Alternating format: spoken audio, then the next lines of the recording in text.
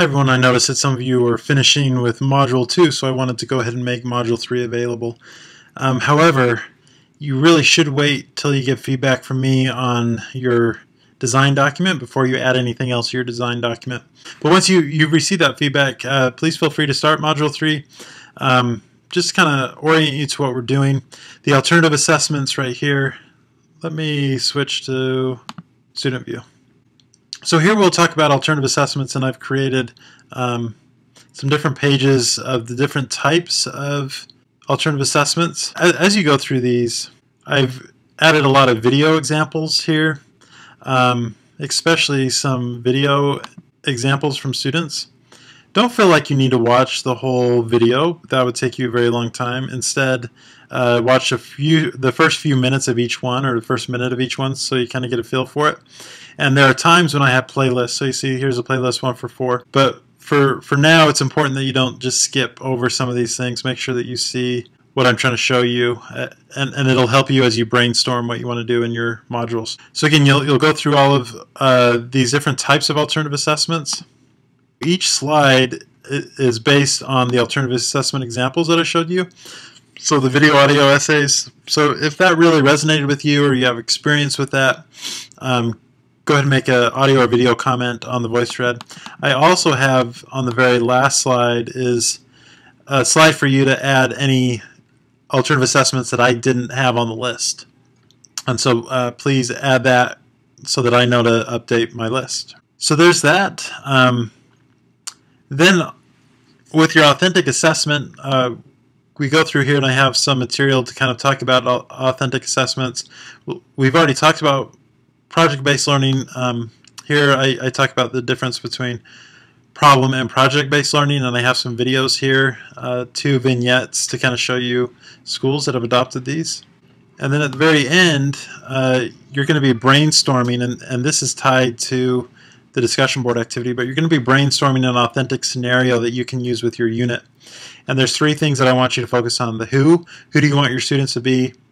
What is the authentic task that your students will be completing, and why are they doing it? So what is the problem that they're going to be solving? And as an example, I highlight how I did that with EDIT 760 and 761, and I just briefly talk about the who, what, and why of that authentic scenario that we used. So then by Monday, you'll need to post about your scenario. So we're going to have a discussion board activity, just kind of brainstorm with our scenarios. So you'll post yours on Monday, and then by Wednesday you'll reply to everyone's scenarios and give them feedback on that. And then the very last thing that you'll do is a design document. So you'll start adding your assessments to the design table. So if we look at the template here, there's a couple places where you're going to add your assessments. One right here is the primary assessment. So these are the large assessments.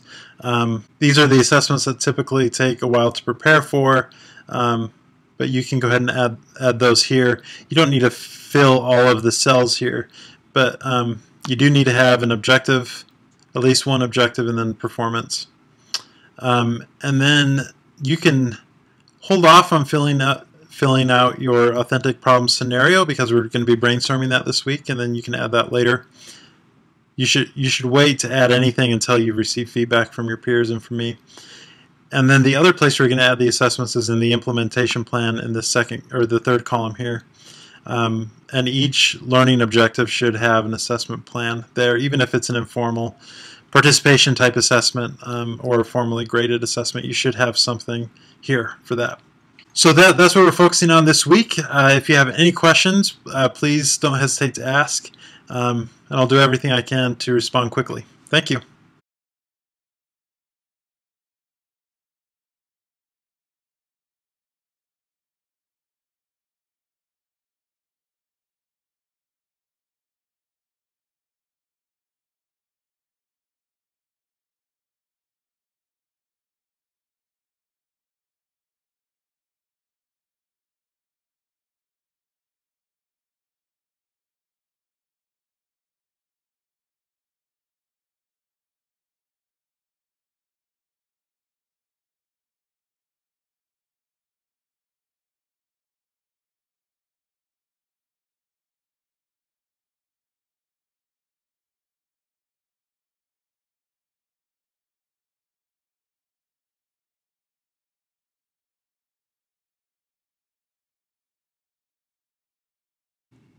Then there is a voice thread, and on the voice thread you'll make a couple comments